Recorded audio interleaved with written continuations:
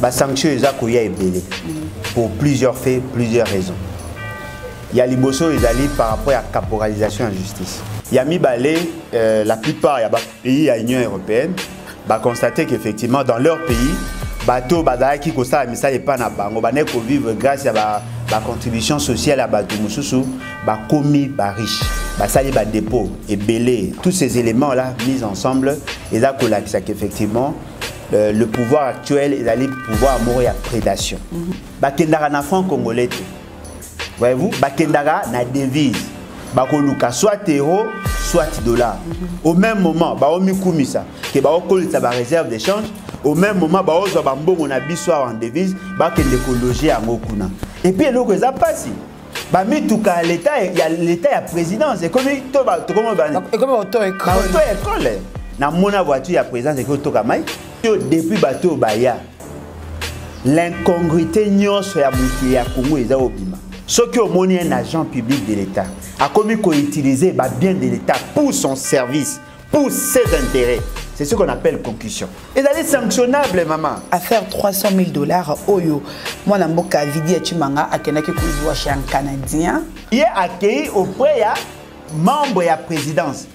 Ce qui veut dire que ba ebisa bango que ndenge tozali wana tokoki ko faciliter bino ba tâche. Soko pesinga enveloppe tel na ko faciliter aux cocktail. Mutu asali vidéo alobi que mutu wana ba vidéo timanga e consort bazali na ba trafic ya ba matière précieuse. Moi ko ba tina photo mo na diamant. Ba benga ngo trafic illicite que lui en tant que agent public de l'État ne peut pas faire le commerce. Il a escroqué des gens. À la côté de la matière précieuse. Ce qui veut dire que la présidence est commise zone ya mafia. Alors, ce qui présidence est commise zone ya mafia, cela veut dire que M. Félix Tshisekedi avait intention, effectivement, il y a commis ça en mafia. Les informations au bino bozu au moins na vidéo. En principe, à service et à renseignement, bazanango. Est-ce que M. Félix Tshisekedi a pris des sanctions? Même par mesure conservatoire, ce que Moni Mokoza est entouré par des voleurs, lui-même a l'intention de voler. Donc, M. Félix Tshisekedi a trois enseignants, il a bien été, il a atangisa, a koyiko bana na matière ya 6e à une école primaire. Est-ce que vous allez comprendre? IGF Alobi a aussi commis ça, Premier ministre, par le fait que va commis à $700 millions au baron va mobiliser à mois de septembre. Bino Bobi qui va mobiliser au-delà au Bino Tchaki prévision. Mais les agents sont impayés. Bah infirmiers, bah enseignants, tu au moins bah gréver le lot, bah boyi ça parce qu'ils sont impayés. Yo côté simbongo kolika o yo okanisaki. Mais foutana ba tumbongo o boyo kanaki akala, o foutite.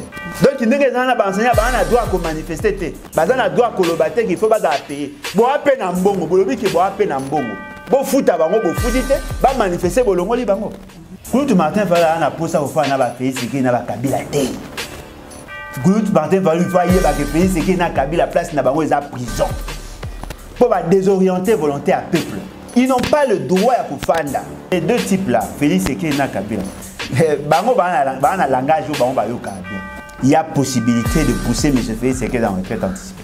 Moi je suis convaincu avec la tension qu'il y a, avec la capacité mobilisatrice à Groupe Martin Fayulu. Surtout Sangani Sika deux éléments. Félix Tshisekedi yemoko sans doute batine a tika na Dubaï.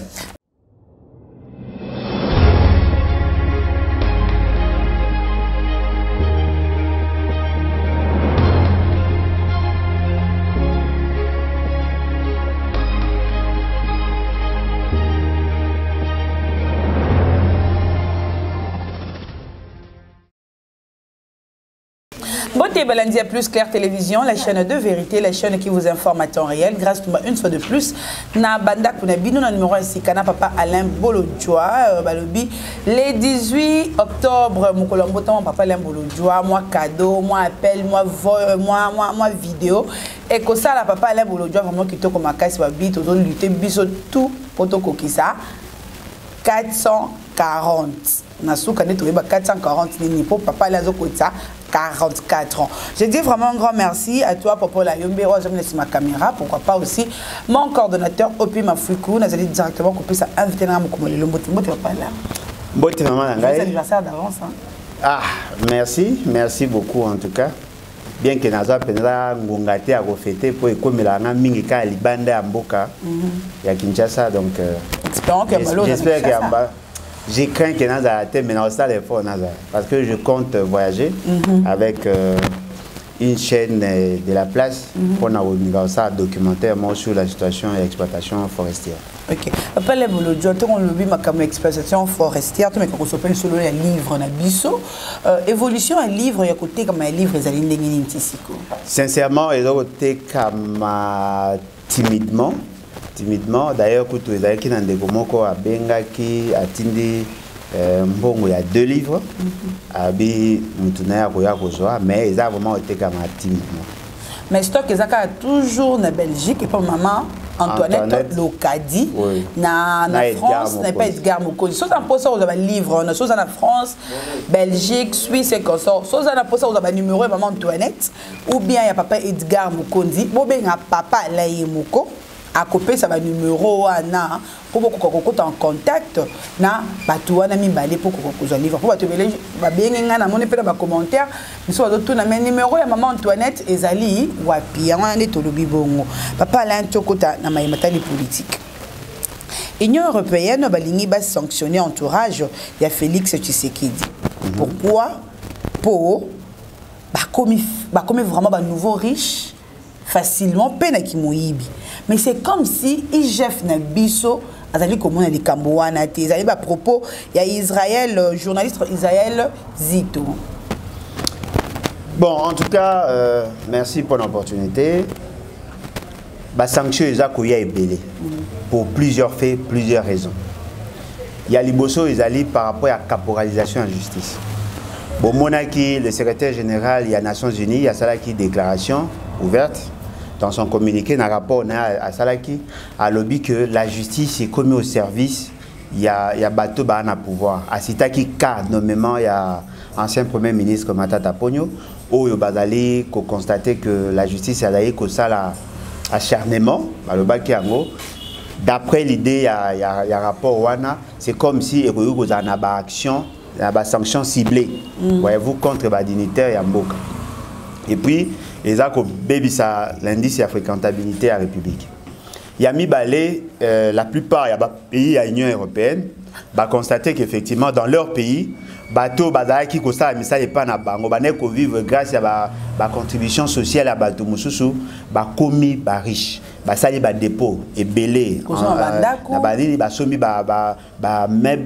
meuble ya cher sombi biloko ya cher montre ya cher biloko ya cher, tous ces éléments là mis ensemble et là qu'effectivement le pouvoir actuel est allé pouvoir mourir à prédation. Alors ça la de manière générale. Ba pays où na l'Union européenne la latitude de commencer à sanctionner. Bon monaki na période ya Kabila, bandai ko sanctionner ba dignitaire. Ba ebisaka bango tel mutu akoyi ko koma sous na mboka na bisote. Ceux qui a commis ba ko bengana ba ko pesa visa te consort. Ba ko koma pe na niveau que ceux qui a commis na mboka na bango ba ko ko kanga. Comme aussi ba ko ça ba saisi ya ba bien na bango. Le mal, il y a le que ceux qui va commis que sanctionner, mutumo au service de l'État, il y a une mission de service, moi qui n'était parce qu'elle allait sous sanction. Bomunaka ba mende, bazaka ebele, batebelo, bazaka empêcher à ko bimande ya pays et fragiliser Ramboka. Parce que là maintenant, bazaka mener ba action ciblée. Et là au musu ezali que ces sanctions là mettent à nu le caractère criminel, il y a pouvoir. C'est-à-dire que Batouana, Bazako Yiba, Bambongo, Awa, Baokende ko loger ango, Namboka Bapaya. Pas ces années, Bakendara na franc congolais. Voyez-vous, Bakendara na devise. Bakoluka soit euro, soit dollar. Au même moment, Baomi Koumisa, que Baokol sa réserve d'échange, au même moment, Baozo Bambongo na bisoir en devise, Bakende ko loger ango kuna. Bambongo Baké ko loger kuna, il a une fuite à ba devise. Bao réduit quantité à mbongo na bisoir en devise, bao kenango kuna. Et puis kuna mingi na bao kende ko kote sango na circuit financier classique te. Bao kende soit ko loger ango na ba compte, soit ko tia ango na ba caisse, na ba caisse na bango, ou soit bao kende ko soma nango ba bien. Automatiquement va réduire masse monétaire en devise. Il y a un déjà justifié aussi à tôt. Est-ce que tu vas comprendre? Tu vas réserve d'échange. Et Mati, mais au même moment, taux d'échange paye Mati. Oui, oui. Si vous avez le logo changé, vous paye ça combien? Si vous payez $1, vous payez ça 2035 francs. 2035 francs. Si vous changez $100, vous payez ça 203 500. C'est-à-dire que dollar est Mati. Voyez-vous? Et comme Mataté n'est pas qui ça va franc congolais. Longola ba devise mbongo bonga kuna bomba kuna et bimi lokola la thésaurisation ba longoli mbongo na circuit classique ba memi yango mais question peut bomi poser ba zumbongo ngo ndenge parce que ceux qui muto afuta mara $5,000 pour so manda kuna poto a ça combien de temps ba so banda ku cash oui oui donc la question tout ka ba marque minene na poto ba montre cher ba bijoux maman nazo bisayo bato bakanisaka balaka na illusion que la famille Tshisekedi na famille DPS bakoya na changement, ils se sont rendus compte babandaki nde ko envier bazaka nde ba jaloux banande ko envier le standing de vie des autres. Ils font la même chose. Et puis le ça passe ba mituka l'état il y a l'état ya présidence et comme auto école Bazumutuka l'état ba komi ko la kisaba depuis voilà ça m'a na beni tchatch papa est-ce que le corona vraiment c'est normal pour ba mituka marque il y a immatriculation présidentielle et comment partout na ba kapela na ba kauka tout le monde va poster ba kangela nomba photo est-ce que vraiment c'est normal? Maman nangaye, ce qui est normal c'est ce qui est conforme à la norme. La norme dit il a ba voiture de service au moins dans des pays sérieux. Moutaro goza na voiture à service, mais na voiture na éprivé.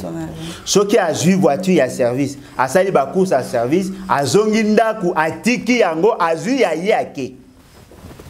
Mais oya bango eza boete. On a kutu bo mona na mona voiture ya présence que toka mai. Mais les gars wana ba quartier na bisoti. Ba ko toka mai, ako somba makala na mona mutu na ba locks a okumba voiture officielle. Depuis bateau baya l'incongruité nyonso ya mukili ya Congo eza obima. Moi si wana bakatela ki mutu wana bangala mabe na video wana ya nani ya auto école Fachi ba okumba ezaki na venini na church l'avenue ya siège institution président de la République, l'avenue la plus sécurisée ya Congo mobimba, c'est cette avenue là. Mais Moutao ça a transport. Un Congolais. Auto-école transport. Ça auto-école. Un Congolais conscient, bien qu'il n'a aucun qui on dit à cause d'un moutaï de peste. Alors le bazar qu'on reprochait, qu'on fait remarquer que l'on ça a maté. Il y a une dame là, ceux qui n'est net, ceux qui n'ont ni kuna na kati, a manqué écoute respect. Faut pas les nénettes, comment sur la kati. Et là comment la peste, on a dit comment t'es. Dans nénettes, on te demande là que ça au kuma. Voilà comme ça moi polémique. Et là, comme on a fait pour la nénette, n'est pas un mingi Nicolo. Bon, j'ai retiré alors. C'est-à-dire, voilà comme ça, moi, c'est-à-dire que la personne a qu'à faire voir Bango que l'on ça les a raté. Mais la dame, elle y a la qui s'en a mouton, que non, il y a une raison, il y a ça qui a raté. Elle ne badine pas. C'est-à-dire que ce qu'on s'acane, il n'a pas la qui ça. Non, ce sont des véhicules de l'État. Oui. Ce qui est un agent public de l'État a commis qu'on utilise bien de l'État pour son service, pour ses intérêts. C'est ce qu'on appelle concussion. Et elle est sanctionnable, maman. Ce qui veut dire que devant cette réalité, Batoyo Bakanisaka ke Batouana Bahabato Malonga, vous comprendre que tous les éléments autobané confidigés dans la gouvernance à Kala, aujourd'hui, ça se retrouve. Alors, dites-moi, en quoi sont-ils différents? Okay. Bah différente. Papa Lembolo Joa a faire $300,000 oyo. Moi namboka vidi etimanga akenaki kozwa chez un Canadien pour na ba marchandise o ba marchandise on tisqué ba ni pe kombo na on tes marchandise ni. Ah comme ko tambola na ba réseaux sociaux vidi etimanga azo yamba biso ba appel na été marchandise ezomona na te. Nyonso wana IGF papa là. Azo yaka ko distraire biso kana makambo zanga tina liboso ba télé. Non, la question IGF ne peut pas intervenir. Parce que les alliés locaux, ils ont salema hors circuit. Voyez-vous, au moins on a ceux qui paient affaire en à solo parce que je n'ai pas assez d'éléments. Ceux qui sont solo, Moutouana bakwali. Et pas conseiller, mais il y a président. Il y a un béni conseiller. Ceux qui disent que à solo, Moutouana bakwali. Dans aucun texte où ils ont corrigé Mboganabiso, un conseiller ou un chargé de mission, un conseiller en questions stratégiques ne peut percevoir l'argent au nom et pour le compte de la République. Ou on a une corruption. Si vous avez corrompu, vous avez se plaindre. Vous avez corrompu, vous avez escroqué. Vous avez se plaindre. Parce que dans notre loi, dans notre législation, le corrompu et le corrupteur sont sanctionnables. Moutouana aye na cadre à faire d'après nous moutaï des personnes à Zoloba et puis ayo kata sonité aza komi présenter au moutaï des personnes ngana yeba ke bataï des personnes ba koma ko yoka soni ba koma ka ko boma ma yam sona pouvoir wapi ba bata ya chana naona parti chilenge ya chilenge le kutu bien ba on ba asuka c'est à dire que en réalité ba fewana eza ko exposer même moutou à PC information pas moutou à déclarer mais moutou à lobby que ba escroquer 300 000.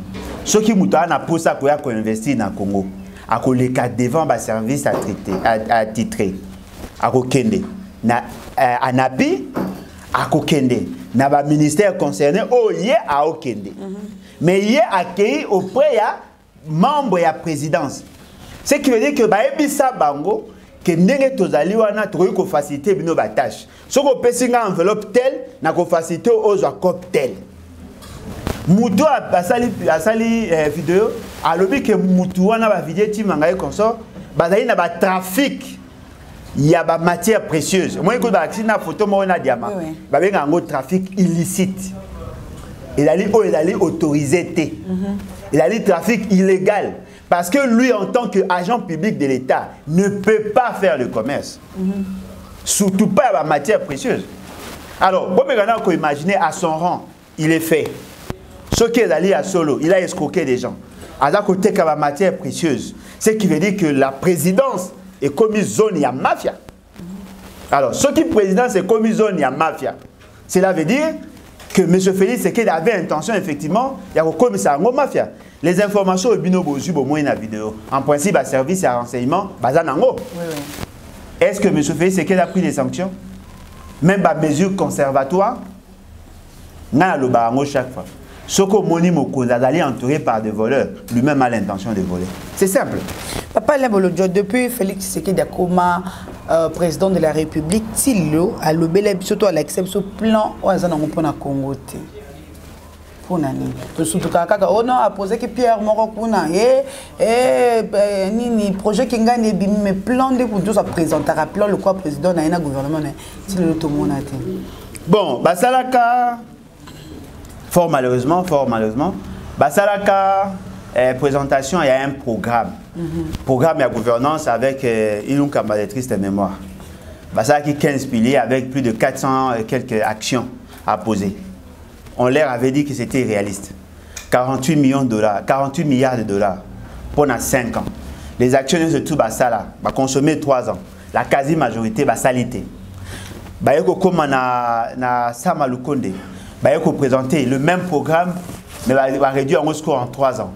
L'Ongoli Bisson a 48 milliards et commune à 36 milliards. Le programme qui sont pluriannuels, le budget à programme est pluriannuel, mais il faut le budget et reprendre la progression. Il y a finances publiques par rapport à Wana. 36 milliards, premier budget. 6 milliards 800, deuxième budget. 10 milliards, il y a ma prévision. Troisième budget, vous avez combien pour pas que ça 36 milliards. C'est-à-dire qu'il y a déjà un problème. Et il faut reconnaître que M. Félix Tshisekedi n'a pas de programme cohérent. Ah, a évolué en Ndeni. Ce qui a accueilli à Koutanina, na maman va te andunda. Ah, na clé. Il y a collé à Bilo Kaba Congolais matière ya bandunda. So à Koutanina ba pêcheur, na clé. Il improvise chaque jour. Est-ce que Batoubaye binde to lo balelo boy? Il y a un programme, il y a 100 jours. Qui le les a en cours? Na esalama esilate. Qui le programme à 100 jours eza. Tu as un même programme où il y a Ilunkamba. Où il y a 5 ans ba action ya ngaka banda ko mekarosala. Ti le lo na esilate. Au commune où il y a Samalukonde. Ti le lo esilate. Ce qu'on moni ba programme mignon soana. Au moins qu'il y a des chevauchements dans les actions. Programme à 100 jours à tel au moins et salamat et silate. Ba le baga 10 sauts de mouton, ba sala 5 nyos tous les deux inachevé. Oh papa les nyos deux inachevé. Maman nangai, bokende kotala, botala maquette, botala ce qu'il y a, beaucoup mona que aucun saut de mouton est allé achever. Ata mon côté. Na ko défier quiconque.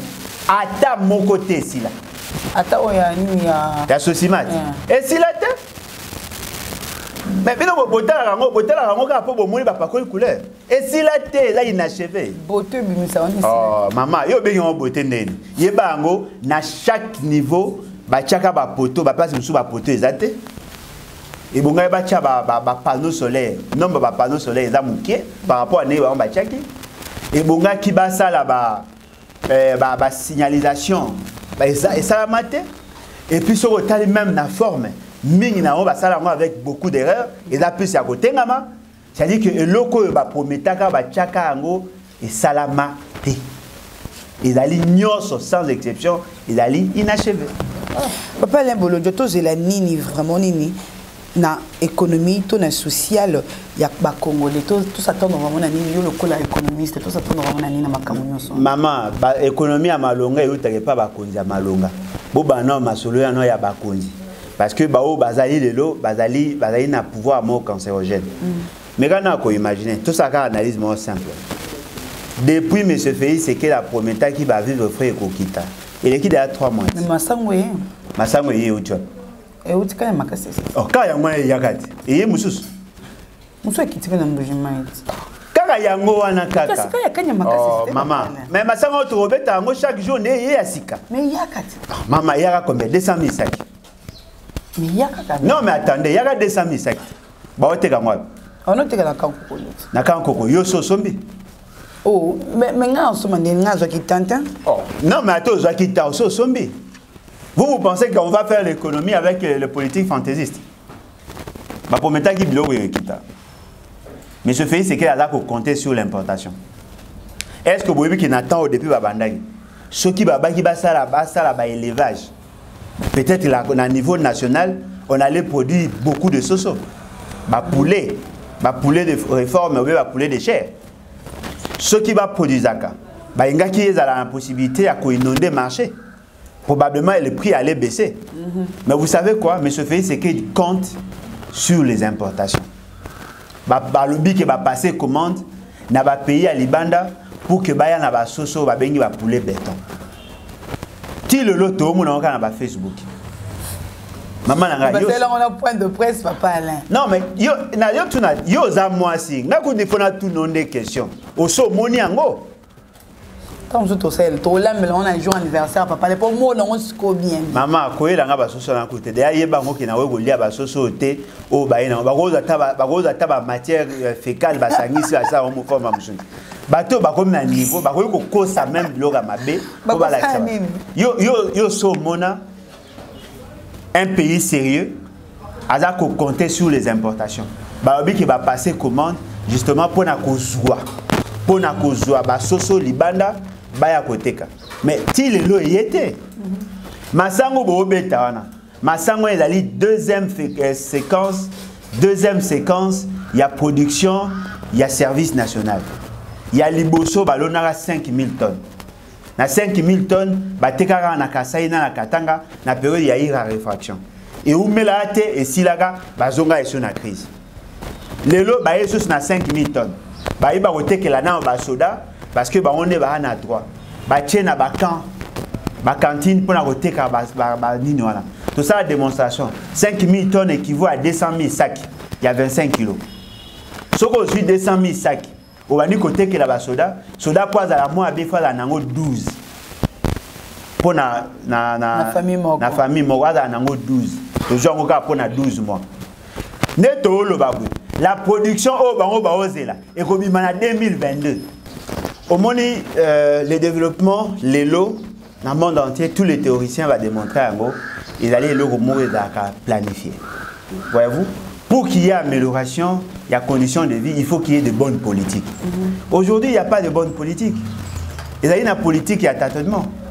Est-ce que vous avez imaginé avec un budget à 6 milliards 800 millions. Ce gouvernement entre en fonction. Baza ko lo baba ça la action. Ce que taille même action ba on baza ko mener. Et allez action moko et ça m'a de manière sporadique. Et allez le moko ils allez planifier, ils allez conçu na cadre moko et intelligence moko développée et transformationnelle. Ce qui fait qu'aujourd'hui tout le monde se rend compte que les alliés politiques y a tâtonnement. Mais je fais c'est qu'il y a un gouvernement naé baza ko vivre le quoi ba courager quinoa ou ba vivre au jour les jours. Alors que l'Ouganda a bimi à 15 ans avec 500 francs dans l'espoir qu'à Okutana Moutumoro ba osa cop sur à mois 2500 3000 à côté malewa à 1000 francs pour que le bail aille sous. C'est pas comme ça on doit vivre. L'État ne vit pas au jour le jour. L'État vit dans la projection. En réalité, pays est sérieux. N'est pays c'est que la Yakiboué en 2018, il devait faire une projection de 2030. Au moins quand on vous dit d'ici 2030 on va atteindre l'émergence, c'est ce qu'on appelle la planification. Et dans le cas où on a mené maintenant une opération ou sinon un programme pour y arriver. Dites-nous, qu'est-ce que M. Félix Tshisekedi envisage d'ici 2028? Azana idée. Oh, ça, yoka M. Félix Tshisekedi que d'ici 2023, tu vas boué. Azana objectif T. Yé comment et comment le cas chrétien. Quand Dieu donne une vision, il donne une provision. Alors, il bus, n'espoir que sera TI, n'a souka ba opesa yembo na futa transport. Au komi beaucoup ba tout ba boyo yoka. Ba okango moibit. Ba okango fraudeur. C'est ça la gouvernance à M. Félix Tshisekedi. La gouvernance c'est anticipation. La gouvernance précautionneuse a yemi na yemangambwana te. A yembo da soso nani assistant. Obo bengi Sama Lukonde. Lui aussi il n'a pas de pouvoir. M. Sama Lukonde, c'est un assistant. Dites-moi, est-ce que vous sentez que c'est lui qui est le coordonnateur de l'action gouvernementale? Non. Qui est le coordonnateur? C'est M. Félix Tshisekedi. Maman, il y a un gouvernement parallèle. Tout se fait au niveau de la présidence. Ce fameux ministre, premier ministre qui ne fait rien. Il n'a la maîtrise de rien du tout. Il a la maîtrise de l'autre. Tant que monsieur vient signer un décret, a signé des décret. Il n'a pas le pouvoir. Et tous les ministres au monde, les ministres sont sensationnels. Même les matières au aborder. Et ça dépend de la présidence. Les débats autour de il scandale, il y a rame, il y a tout. C'est la présidence. Eux n'ont pas le pouvoir. Vous avez imaginé le conseiller principal en matière d'économie et finances.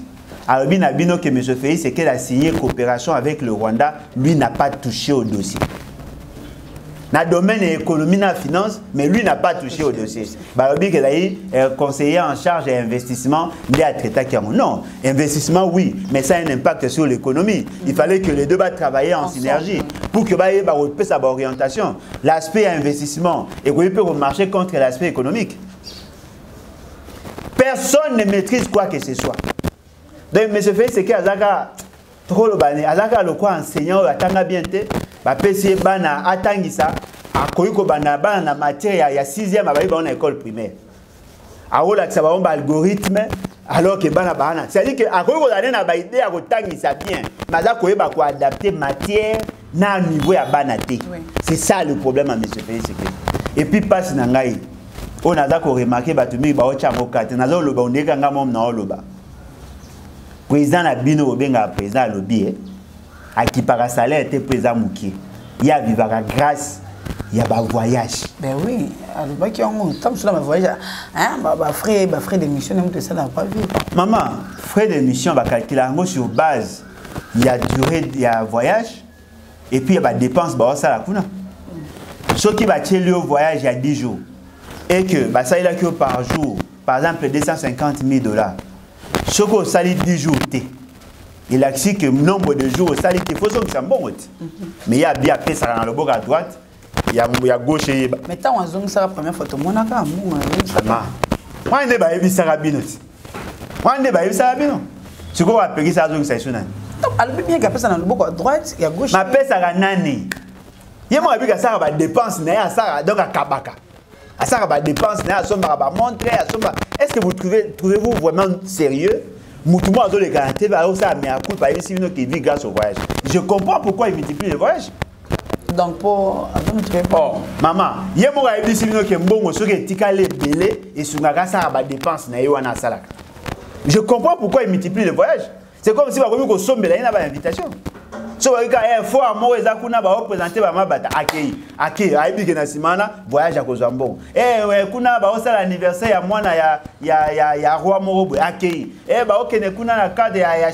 c'est comme ça. C'est-à-dire que ces pays, ils ont une économie. Il n'y a aucune politique économique. Dans le secteur productif, on ne voit rien. Dans le secteur à l'appui à la production, on ne voit rien. Aujourd'hui, tout le monde se rend compte que le pays va de mal en pire. Il y aura ce problème tout ça.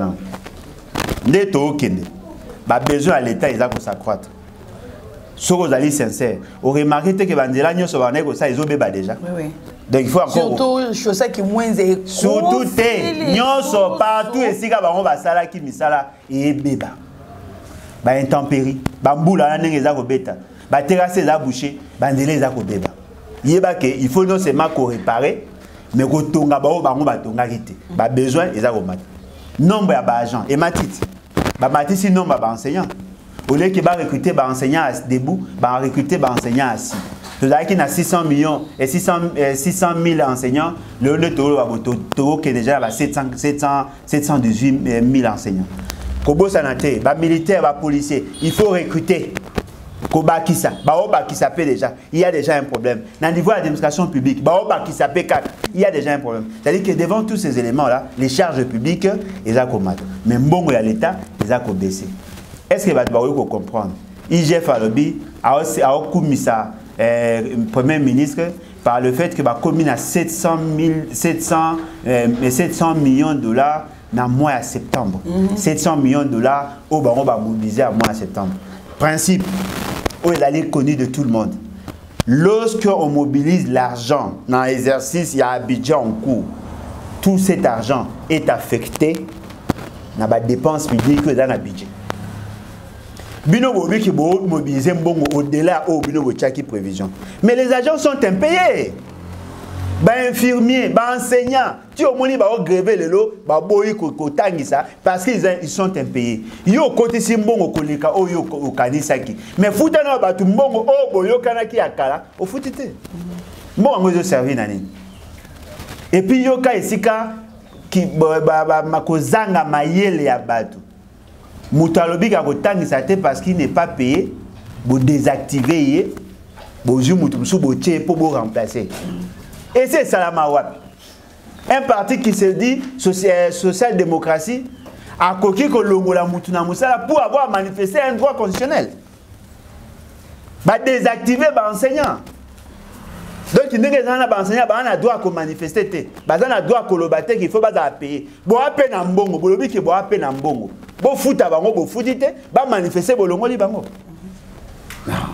Papa Lembolodjoa, tout le monde qui réussit, il y a un meeting, il y a la Mouka, il y a qui le 9, c'est la marche, moi le 16, vous avez vraiment sûr que marche on a et que la paix sur réussite. Le quoi va payer ça qui est un meeting, ça va payer sur marche, en tout cas, il faut d'abord reconnaître que Bandeko à la Mouka va ça qui une forte mobilisation, tout en sachant que Bazaki est capable de faire la mieux.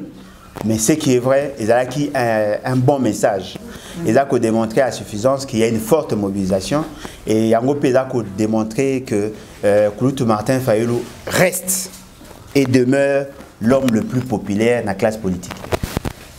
Adali incontournable pour Nabiso battu en opposition.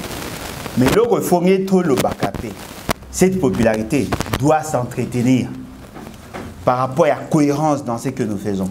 Par rapport à calcul stratégique, anticiper sur le comportement ou les réactions des autres.